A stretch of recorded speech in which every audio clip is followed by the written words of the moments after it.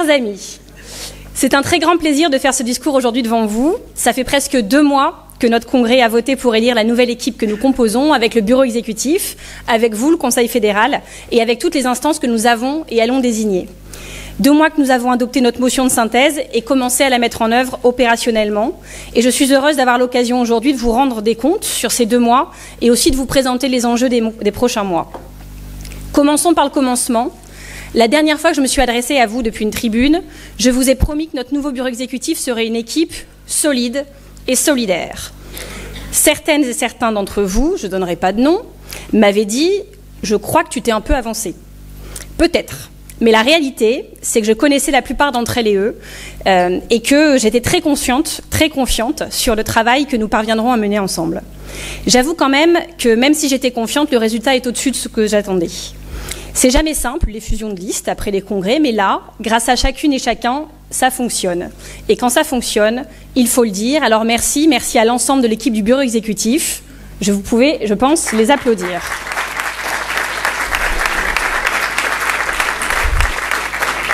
Chers collègues du BE, je pense que ces applaudissements sont aussi des encouragements à ce que cela continue. On a fait, il y a 15 jours, un séminaire avec le bureau exécutif et le BCF. Chacune et chacun a pu présenter sa feuille de route. On les a discutées, adoptées et on va travailler à les synthétiser pour les partager avec vous, le Conseil fédéral. On vous envoie désormais les comptes rendus du BE, presque à l'heure, et les secrétaires nationaux adjoints, que je remercie beaucoup parce que ce sont vraiment des personnes avec qui je travaille au quotidien, sont sur beaucoup de fronts. Appui aux régions, gestion des ressources humaines, suivi des états généraux, appui aux commissions, relations avec la galaxie ELV, arbitrage politique. Ils sont sur énormément de sujets et avec un état d'esprit, être utiles pour régler les problèmes. Et nous avons beaucoup de chance de les avoir. Merci François et Claire.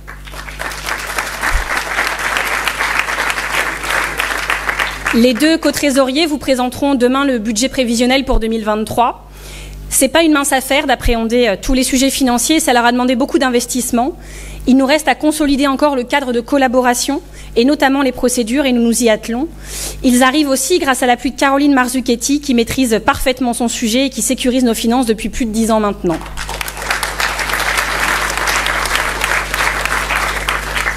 J'ai eu une nouvelle à vous annoncer d'ailleurs. Après 10 ans, c'est son dernier conseil fédéral avec nous.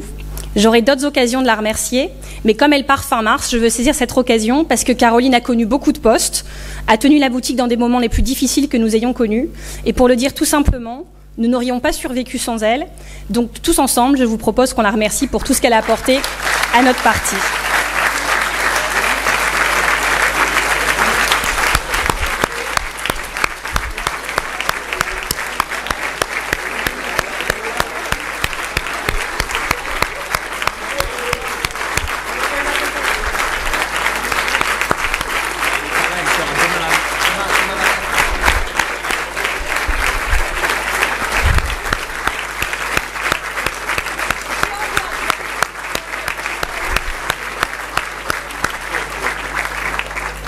Sophie et Aminata, les 2 porte-paroles, sont à la fois en réactivité sur tous les sujets chauds, et ils ne manquent pas, avec l'appui des commissions qui sont, vous le savez, aussi une source très prolifique de sujets à mettre sur la table.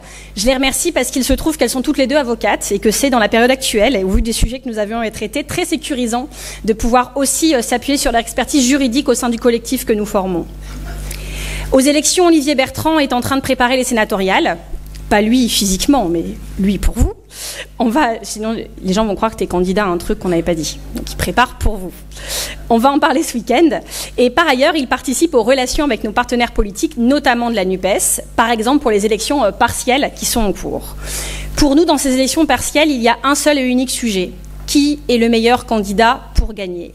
Qui est celui ou celle qui est en mesure d'apporter un ou une députée NUPES de plus à l'Assemblée, ou pour combattre la réforme des retraites et toutes les autres qu'il se prépare, chaque voix va compter.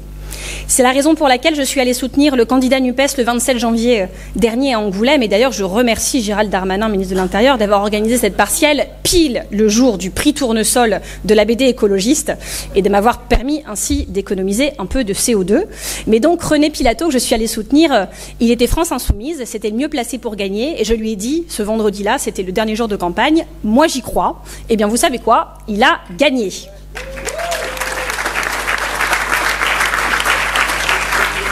Depuis cette semaine, il siège à l'Assemblée nationale, mais dans d'autres législatives partielles à venir, il me semble qu'il y a des candidatures qui n'ont pas recueilli les suffrages escomptés en juin dernier et qu'il faut s'autoriser, s'obliger même à reconsidérer la situation en lien avec nos partenaires de la NUPES quand on pense qu'il y a peut-être d'autres possibilités de faire plus de voix. Cela ne s'applique évidemment pas aux sortants. C'est ce qu'avec Olivier, on travaille, qu'on tente de faire, et avec mon soutien, celui des secrétaires nationaux adjoints et celui de l'ensemble du bureau exécutif. Donc bon courage, Olivier. Mélissa Camara, elle est arrivée au poste de déléguée à la mobilisation au bon moment, c'est-à-dire au moment des retraites, la plus grande mobilisation depuis 10 ans. Il n'y a pas de hasard dans la vie. Jusqu'ici, on peut dire que niveau mobilisation, on est plutôt pas mal. Nos baskets étaient prêtes et, je vous le dis, nous n'avons pas fini de nous en servir. Un nouveau tract sur les retraites est en cours de finalisation. Il vous sera présenté en début de semaine et un autre est prévu en mars. Nous en ferons autant qu'il faudra et plusieurs autres initiatives sont en cours sur ce sujet comme sur d'autres. Vous avez vu le Twitch qu'on a fait avec Philippe Martinez et des jeunes de la génération climat. Il y aura d'autres initiatives du genre et je suis assez fière que parlementaires, partis, vous sur le territoire, nous soyons omniprésents dans cette bataille des retraites. Mélissa, elle assure aussi la délégation formation avec Nour et la formation en cascade sur les VSS est en cours de déploiement. Et plein d'autres choses arrivent, vous le verrez dans ce budget, en coordination étroite avec les régions. Je crois vraiment qu'en 2023, on va pouvoir faire un immense saut qualitatif sur la formation et c'est grâce au travail fourni dans le mandat précédent par Jérémy Crépel, que je viens de voir arriver, qui a initié cette dynamique. Ah bah, t'as fait tout le tour en 10 secondes, bravo. C'est grâce à toi, donc merci Jérémy d'avoir initié cette dynamique. Hélène Hardy vous présentera demain sa feuille de route sur l'écologie populaire. Je la remercie d'avoir pris en main ce sujet ambitieux. C'est exactement ce dont nous avions besoin. L'ensemble du bureau exécutif devra se mobiliser pour faire de cette mission un succès, chacun dans ses domaines d'action. Et je remercie aussi Hélène, notre précédente déléguée aux élections, vous le savez, à qui nous avions confié le week-end dernier une mission diplomatique de la plus haute importance, nous représenter avec Léa Balage au congrès du Parti socialiste à Marseille. Je ne sais pas si c'est un hasard, mais à peine était-elle arrivée sur place que la synthèse socialiste aboutissait. Hasard, je ne pense pas. Léa Balage, justement, est en charge de la communication et de l'événementiel, dont les journées d'été, qui se tiendront d'ailleurs cette année à... Eh ben non, je ne peux pas vous le dire, parce qu'elle ne me l'a pas dit. Voilà. Et qu'elle n'est pas là ce week-end, mais on essaiera de vous l'annoncer d'ici au prochain Conseil fédéral. Pour ce qui concerne la communication, elle est aussi très mobilisée, travaille bien en tandem avec la mobilisation. Ça produit beaucoup en ce moment et on a de belles idées en perspective, donc suspense. Benjamin Badouard, lui, il nous disait il y a quelques semaines encore « Je ne suis pas sûr d'avoir assez de temps pour assumer cette délégation à la société civile et à la jeunesse ». Eh bien, en 10 jours, il avait le 06 de tous les syndicats. Et nous avons en quelques jours composé notamment un comité de pilotage pour les états généraux dont je vous reparlerai tout à l'heure, dont la qualité l'empêche désormais à vie de douter de son savoir-faire. Vous en saurez plus bientôt.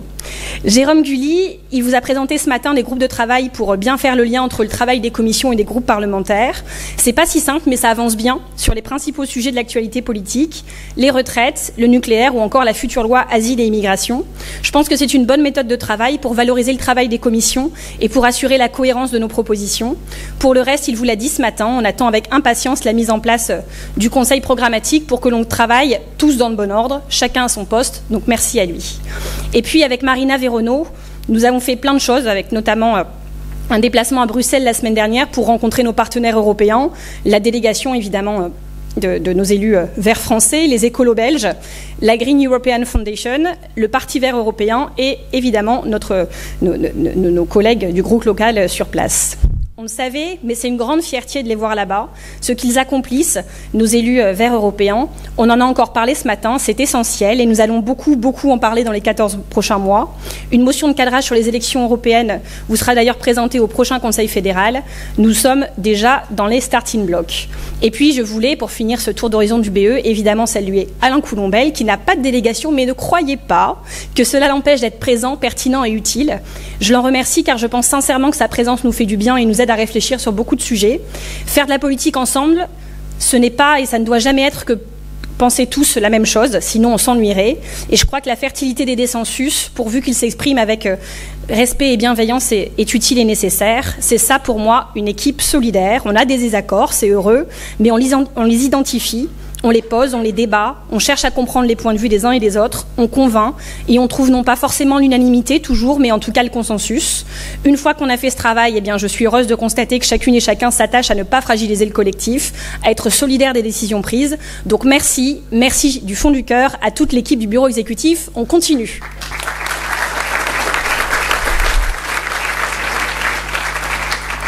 Nous avons été élus sur une ligne claire, on l'a défendue et oui, on va continuer. D'ailleurs, ça ne vous aura pas échappé, il a fallu, dès le lendemain de notre élection, défendre ce que vous, les militants, aviez décidé sur des élections européennes. Parce que certains responsables politiques partenaires ont jugé utile, alors que notre résultat de congrès était plutôt très très clair, de sous-entendre « oui, mais Marine Tondelier, vous allez voir, sur les européennes, elle va changer d'avis ». J'ai donc clos le débat, certes à ma façon, mais je persiste à penser que c'était nécessaire. Il fallait envoyer un signal clair.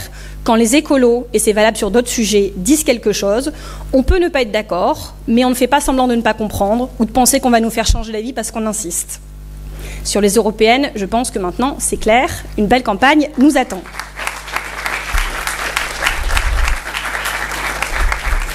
Je voulais évidemment aussi vous parler de la refondation, la tant attendue refondation. Depuis mi-décembre, nous sommes en pleine préparation des États généraux de l'écologie qui, suspense, ne s'appelleront pas comme ça. C'était un mot provisoire qui est assez descriptif qu'on continuera d'utiliser, mais nous aurons un nom pour ce processus. Et ce travail, nous tentons de le faire de la manière la plus large possible tout en restant efficace parce que, avec seulement salariés, nous n'avons pas le choix. Je profite d'ailleurs pour les remercier, chacun d'entre eux, car je ne doutais pas de leur talent pour les côtoyer depuis longtemps, mais maintenant que nous passons nos journées à travailler ensemble, je vois d'encore plus près leur engagement, leur motivation, leur solidité. Ils ont un seul gros problème, et il faut que je vous le dise, ils ne sont pas assez. Nous le savons et nous allons y remédier.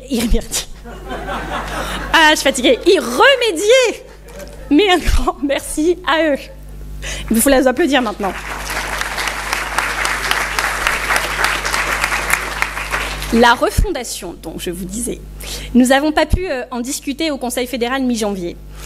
Mais un comité exécutif s'est réuni toutes les semaines, piloté par Léonore Monconduit, que je remercie, la maire de Poitiers, Charles Fournier, député d'Indre-et-Loire, et donc j'y représente le bureau exécutif, les secrétaires nationaux adjoints y sont également, le BCF y est représenté par Stéphanie et Nadine, les régions y sont représentées par Judith Leray de Pays de la Loire et Florian Gropard de Centre-Val de Loire, et nous échangeons avec les salariés et prestataires. On a eu un conseil fédéral où on a pu aussi tester des idées, vous écouter. On a fait la même chose avec les secrétaires régionaux. Et on a tenu hier notre premier comité de pilotage, donc c'est une instance plus large que le comité exécutif, qui se réunira tous les mois, qui est composé moitié de politique, donc il y a le président de groupe parlementaire, il y a des élus régionaux, départementaux, locaux, il y a des représentants des jeunes écologistes, voilà, il y a tout un tas de personnes qui sont plutôt des politiques, et on y a ajouté une autre moitié on va dire, de personnalités qualifiées, que forcément on a été chercher selon les réseaux qu'on avait avec Benjamin, mais on a essayé d'être très représentatif de ce qu'on met derrière le peuple de l'écologie et des discussions qu'on a eues pendant le congrès en essayant d'aller chercher les personnes qui sont représentatives de celles et ceux qu'on trouve qui ne sont pas assez dans le parti. Ce ne sont pas des spécialistes internationaux reconnus dans le monde entier de tels sujets. On a vraiment cherché à diversifier. Certains noms sont connus, d'autres moins. Mais en tout cas, chacun est représentatif du sujet pour lequel il parle. Les avis étaient hyper divers, hyper intéressants et surtout, je tiens à le signaler parce que c'est le plus important dans ce genre de démarche, les opinions, les remarques étaient extrêmement constructives et de cette première réunion, je suis assez rassurée sur l'état d'esprit qui va être le nôtre dans les mois à venir. Les États généraux seront donc lancés. Ils devaient l'être le 31 janvier, mais vous vous rappelez qu'on faisait autre chose ce jour-là, donc on avait décalé. Ils seront lancés le 9, ce jeudi à Paris, par une conférence de presse. Et donc, évidemment, on vous fera parvenir les documents qui vous donnent les détails. Ils sont, suite à la réunion d'hier, en cours de rédaction. Mais tout ce qui a été dit ici au Conseil fédéral, tout ce qui a été dit avec les secrétaires régionaux, a été, en fait, a permis d'adapter le plan qu'on avait. On a vraiment essayé d'être le plus participatif possible. C'est comme ça qu'on va continuer à travailler. Et dans les mois qui viennent, je vous le dis, toutes celles et ceux qui, en France, qui se sentent quelque part écologistes, au fond d'eux, de près, de loin, comme ils veulent, celles et ceux qui se sentent écologistes et qui ont quelque chose à nous dire, doivent pouvoir nous interpeller, nous donner leur avis s'ils le souhaitent. Il y aura donc un questionnaire en ligne, il y aura des ateliers en présentiel sur tous nos territoires, il y aura la possibilité de nous contacter par message vocal, par vidéo, pour celles et ceux qui préfèrent éviter les longues contributions écrites, mais celles et ceux qui veulent faire des longues contributions écrites pourront aussi le faire.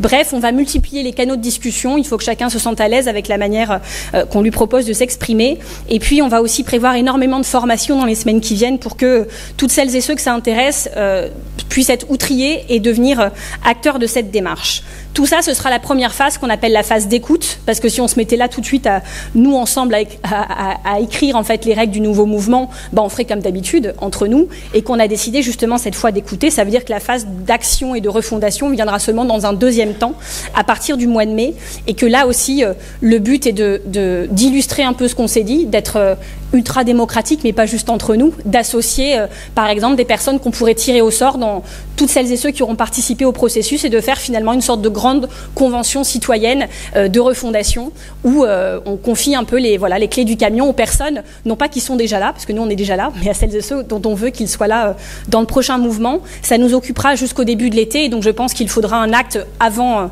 l'été, un peu une sorte de conclusion de cette refondation, une convention où on analyse, on rend compte du processus, et puis sûrement une phase plus formelle à l'automne.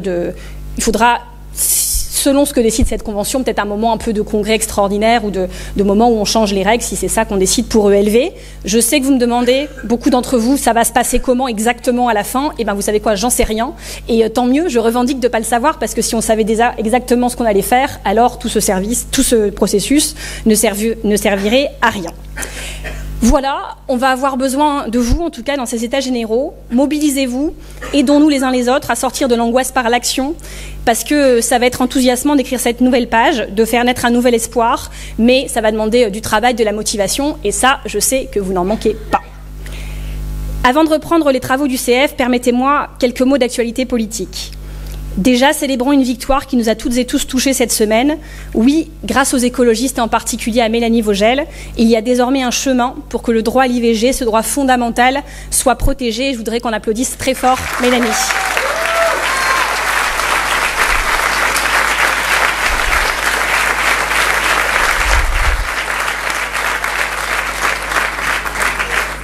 À l'heure de la possibilité de l'accès du RN au pouvoir, nous devons réussir cela avant la fin du quinquennat, et son travail déterminant sur le sujet a permis d'ouvrir cette porte. Inquiétons-nous aussi du contexte international. Au Moyen-Orient, la situation est catastrophique. Il y a eu récemment des attentats contre des civils côté israélien, particulièrement meurtriers, que nous continuerons à condamner sans aucune ambiguïté. Rien ne peut justifier, jamais, les violences aveugles contre les civils, mais la recrudescence des violences est plus profonde. Pour le seul mois de janvier 2023, 35 Palestiniens ont déjà été tués par des militaires ou des colons israéliens.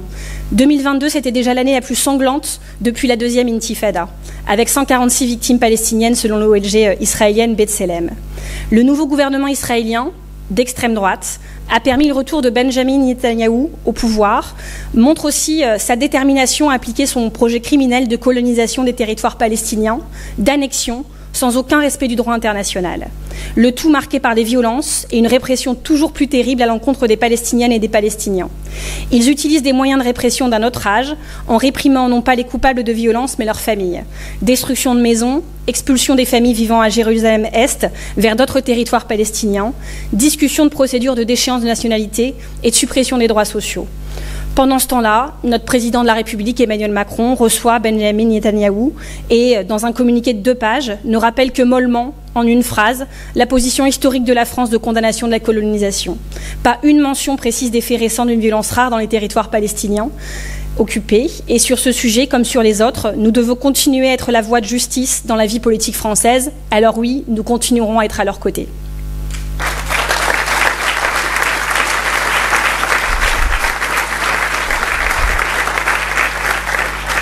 En Iran, la révolution portée d'abord par les femmes continue à être réprimée.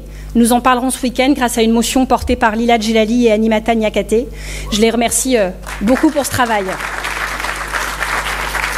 Et dans le Nagorno-Karabakh, le respect du droit des peuples à disposer d'eux-mêmes est également bafoué tous les jours, et nous en parlerons aussi demain matin. Merci les conseillers fédéraux pour tout votre travail sur ces sujets. Vous applaudissez pas le Karabakh? Si. Et puis, ce seront bientôt les 1 an de l'invasion russe en Ukraine. Notre parti doit rappeler à cette occasion notre position forcément singulière sur le sujet, mettre en avant notre ADN pacifiste, évidemment, mais qui ici entre en tension avec nos valeurs humanistes.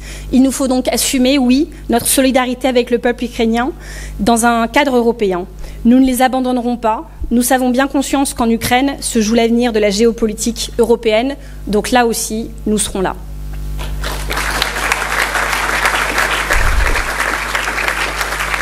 Évidemment, l'actualité, c'est aussi la réforme des retraites. Vous savez que le gouvernement, quand il a vu ces manifestations, les premières, notamment le 19, qui étaient records, a dit « c'est de notre faute ». Ils ont fait une sorte de mea culpa, ils ne sont pas habitués. Donc ils ont dit « c'est de notre faute », on a tendu l'oreille, « c'est de notre faute ».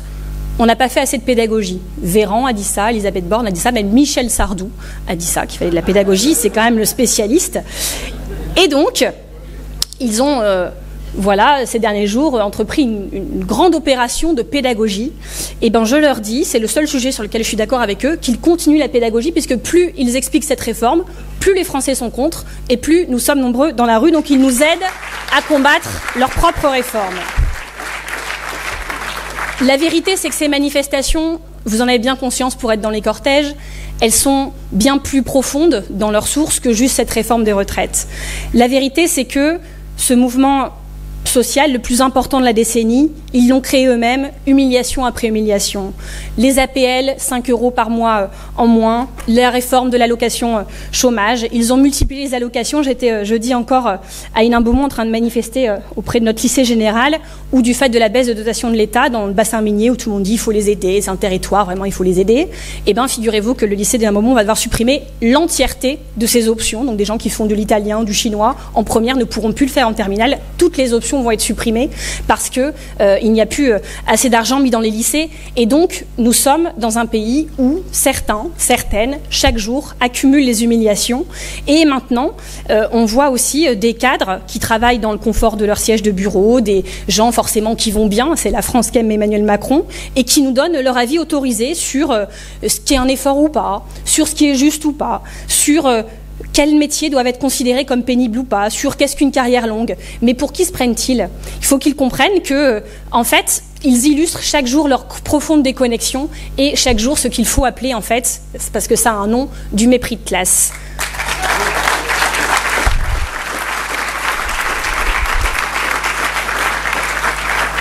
Il y en a un qui nous a expliqué quand même que les carreleurs, c'était plus aussi difficile qu'avant parce qu'ils avaient, tenez-vous bien, des genouillères. Et un autre, François Patria, qui a vraiment dit que les déménageurs, c'était plus aussi physique parce qu'ils avaient des exosquelettes. Donc je leur propose un stage, un SNU, comme dirait Macron, pour qu'ils aillent se rendre compte, mais sans blague, je pense qu'ils se rendent même plus compte. Je pense que la propension à consentir à tout cela, des Françaises et des Français, est usée jusqu'à la corde. Je pense que quand Emmanuel Macron nous expliquait en 2017 que les Français étaient fainéants, ils se trompaient lourdement. Je ne pense pas que les Français soient fainéants, mais je pense qu'ils ont envie de débattre de leur travail, de quel travail, pourquoi faire, combien de temps, et que c'est normal qu'on se pose cette question. En tout cas, la France est en train de relever la tête, et je pense que ce qui se joue dans les manifestations retraites est bien plus profond que les retraites. Nous sommes en train, jour après jour, de signer, chers amis, le début de la fin du macronisme.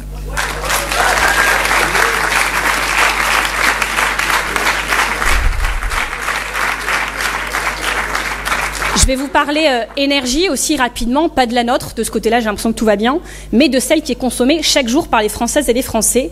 Et oui, nous allons reprendre la main sur les sujets du nucléaire. Il faut applaudir parce que sinon ils vont croire que c'est parce que vous êtes pour. Je vous rappelle qu'apparemment 75% des gens dans cette salle sont pour le nucléaire, selon un sondage. On peut essayer. Qui est pour? Qui est contre? C'est bon. On est bon, on continue. En tout cas, le débat n'a pas... J'ai vu que tu n'avais pas levé la main, toi. Le débat n'a pas eu lieu sur le nucléaire, jamais en France, ou alors de manière tronquée. Moi, j'assume parfaitement de dire que, comme pour la Convention citoyenne, si on tirait au sort 150 personnes en France et qu'on leur expliquait exactement ce qui se passe avec les déchets, d'où l'uranium vient, où il repart, comment, ah bah tiens, la Russie, mais je pensais qu'on était sous embargo, ah bah oui, mais sauf sur le nucléaire et l'uranium, qu'on explique ce qu'on ne sait pas faire, ce qu'on ne sait plus faire, qu'on explique que le PR1 n'a jamais fonctionné, que normalement, dans un processus industriel, quand vous faites un prototype qui ne marche pas, bah vous ne dites pas je vais en construire 6 parce qu'ils ne marcheront pas non plus et que baser toute notre politique énergétique et climatique sur un protocole et un processus qui ne marche pas, c'est peut-être un peu osé de la part du gouvernement.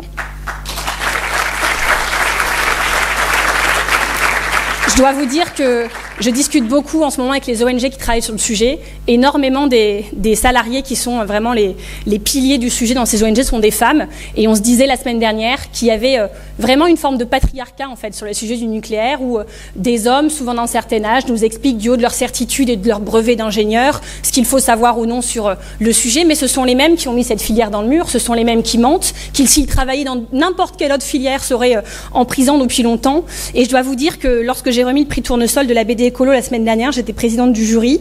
On a lu beaucoup de livres et la BD qui a gagné, c'est une fiction sur une usine de déchets radioactifs. Et donc j'étais très fière de remettre ce prix. En plus, c'était une femme. Elle n'a pas eu le prix parce que c'était une femme, mais j'étais très fière qu'elle soit une femme. C'est quand même rare dans les prix culturels. Et j'ai fini par dire dans cette salle que j'étais très fière aussi parce que une BD, l'une des plus vendues en France, soi-disant, est beaucoup attaquée. Alors, elle se vend beaucoup, mais elle est aussi beaucoup attaquée parce que, oui, Jean Covici est un lobbyiste du nucléaire. Il est peut-être ingénieur, mais il organise des séjours au ski pour vendre le sujet. On voit bien que c'est le cas et que sa BD, sous le sceau de la science, en fait, est une entreprise de lobbying et que ça a été démontré par beaucoup de médias indépendants ou non indépendants, mais qui avaient décidé d'investiguer.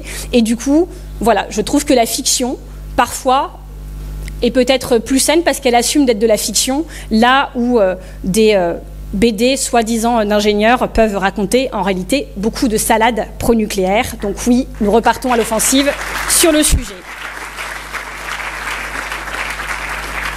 On le voit sur tous les sujets que je viens d'aborder, on est parfois amené à jouer en défense beaucoup quand on fait de la politique, mais il faut aussi nous habituer à passer à l'attaque pour imposer nos thèmes comme on doit le faire parfois quand on fait de la politique. On l'a fait sur les milliardaires en ouvrant un débat intéressant sur le partage des richesses et les réactions, je dois dire, ont été assez amusantes. Alors d'ailleurs, c'est des réactions qui venaient soit de médias financés par Bolloré et Bernard Arnault, c'était étonnant, soit de politiques qui, il faut le dire, pour certains, sont au service d'une caste. Quand j'ai parlé d'une France sans milliardaires, Bruno Le Maire a dit que j'étais une coupeuse de tête. Évidemment que j'ai aucun problème avec eux, évidemment que je veux qu'ils gardent la tête sur leurs épaules, au sens propre du terme, mais aussi au sens figuré. Moi, mon problème, c'est les milliards. Et je continue à penser qu'on peut être très très heureux avec 9 999 999 euros. Et j'ai oublié plein de chiffres. Bref, vous avez compris. Et surtout, ce qui est amusant dans cette mauvaise foi, c'est que j'ai entendu il y a 3 jours Stanislas Guerini dire qu'il voulait supprimer des fonctionnaires. Et je pense que là aussi, il n'avait pas prévu d'embaucher de tueurs à gages. Bref, on nous a parlé dans ce débat sur les milliardaires de talent, mais aucun talent ne justifie de telles sommes. Bernard Arnault a multiplié sa fortune par 3 depuis le début du Covid. Je ne pense pas qu'il ait multiplié son talent par 3, ou alors qu'il m'explique comment. On nous a parlé de mérite, là où 80% des milliardaires français sont des héritiers. Et là, on voit bien que quand on est dans autant d'accumulation, c'est soit par l'exploitation des ressources naturelles, soit par l'exploitation des femmes, des hommes et parfois même d'enfants. Et parfois même, en réalité, tout cela en même temps. On nous a parlé d'emploi, mais quand on regarde l'évolution de la fortune de Bernard Arnault et qu'on compte les emplois d'LVMH, il a créé, monsieur Bernard Arnault, 100 emplois par milliard supplémentaire. Je pense que son taux de rendement est en fait largement insuffisant. Et puis on nous a parlé de fiscalité, mais là aussi, les ultra-riches payent proportionnellement à leurs revenus moins d'impôts et de taxes que certains qui sont beaucoup moins lotis, vous le savez. Je rappelle d'ailleurs que depuis que la Poste a supprimé le timbre rouge remplacé par un truc en ligne où, moi j'ai rien compris personnellement, il est désormais même plus simple de créer en quelques clics une société offshore que d'envoyer un courrier à votre grand-mère. C'est ça la réalité de la France. Donc oui, je le dis et je le redis, nous avons un problème de répartition des richesses et le débat, si certains trouvent que c'est logique d'enlever 5 € d'APL par mois aux plus précaires, alors moi je trouve logique de débattre du statut des milliardaires et nous continuerons.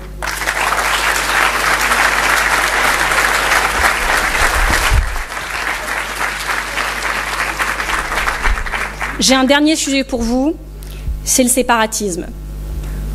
Pas le séparatisme contre lequel Gérald Darmanin va annoncer qu'il allait vraiment se battre, mais celui qu'il fait sous les associations en fait, écologistes qu'il criminalise sous couvert de cette même loi séparatisme. Plusieurs exemples ont récemment démontré que le gouvernement et certaines collectivités utilisaient ces derniers temps la loi dite séparatisme pour tenter d'empêcher des actions associatives qui n'ont absolument aucun lien avec une quelconque remise en cause des valeurs républicaines. S'il faut le rappeler, les associations prennent quotidiennement toute leur part dans la défense de la démocratie, de l'engagement désintéressé, de l'intérêt général et des solidarités. Elles sont le fer de lance de la réponse experte et territoriale des besoins des populations. Elles sont directement apporteuses de réponses concrètes face au manquement de la politique publique de l'État. Dernier rempart social, dernier rempart environnemental, les associations sont libres, je sais que ce mot fait parfois du mal à certains, mais oui, les associations sont libres, et la puissance publique se doit de respecter cette liberté. Nous sommes dans ce parti très inquiets lorsque les autorités utilisent cette loi séparatisme pour faire taire des associations qui ne présentent rarement de troubles à l'ordre public. C'est une attaque en règle en réalité contre un des piliers de notre République. Dois-je rappeler par ailleurs que la désobéissance civile a été à l'origine d'immenses avancées sociales et politiques, comme le droit de vote des femmes, comme la fin de la ségrégation aux États-Unis ou de l'IVG en France. Même De Gaulle, dont il se réclame toujours de l'héritage, a désobéi et il a bien fait. Criminaliser la désobéissance civile en faveur du climat, c'est une faute historique à l'heure de la condamnation de la France pour inaction climatique. Il est impossible, en 2023, je vous le rappelle, de garantir à nos enfants que la planète sera encore habitable pour leurs 30 ans. C'est pour elles, c'est pour eux que nous désobéissons quand nous choisissons de le faire, parce que ne pas le faire, ce serait laisser l'humanité aller dans le mur en restant les bras croisés à accompagner des politiques publiques qui ne vont pas assez vite. Nous sommes des activistes, nous nous engageons pour l'avenir, nous resterons donc très vigilants sur ce sujet de la désobéissance civile, tout comme nous le serons également très exigeants, car c'est notre ADN, avec le fait que cette désobéissance civile, oui, soit placée sous le signe du pacifisme et de la non-violence.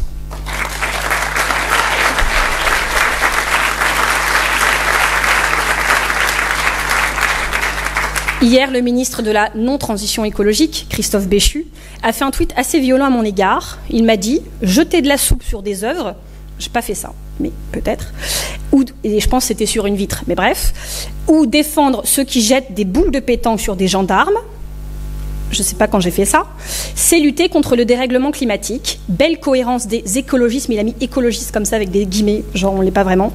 Heureusement pour la transition écologique, vous tweetez, nous sommes aux responsabilités. Pour celles et ceux qui, au gouvernement, sont donc des obsédés de l'obéissance, j'ai un message à leur adresser, qu'ils se rappellent que chaque jour, oui chaque jour, l'État français désobéit, et pas pour de bonnes raisons. Objectif de réduction de l'impact de la France sur le climat, ils désobéissent, la justice française et européenne les punit. Qualité de l'air, ils désobéissent, la justice française et européenne les punit. Chasse d'espèces protégées, ils désobéissent, la justice française et européenne les punit. Objectif de déploiement des énergies renouvelables, ils désobéissent aussi.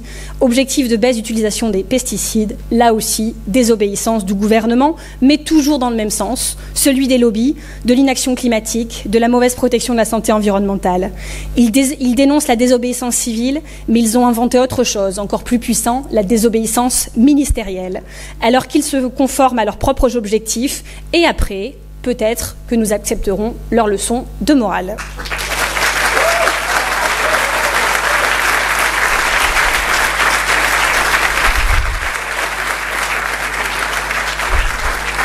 Ça y est, j'ai fini. Il ne me reste plus qu'à vous dire merci beaucoup. Je suis en retard parce que j'étais hier et ce matin à Bordeaux où j'ai rencontré Pierre Urmic. Je vais essayer d'aller au contact de nos maires pour les soutenir parce que je suis extrêmement fière de l'action qu'ils mènent. Moi qui n'ai pas la chance d'avoir un maire écologiste, je vois le travail de tout. C'est vrai qu'à chaque fois que je vais dans une ville écolo, j'ai un peu les boules quand même. Je vois les dispositifs, les vélos, ça a l'air sympa quand même. Mais je reste. Je remercie vraiment les élus parce qu'on en a 2 fois plus et ils font 3 fois plus de travail qu'avant. Nos parlementaires à l'Assemblée, au Sénat, au Parlement européen, je suis extrêmement fière de tout ce qu'ils font et puis je suis extrêmement fière de vous, de nous, parce qu'on a retrouvé la pêche, qu'on est au travail et vous allez voir, nous sommes repartis à l'offensive ensemble et ce n'est que le début.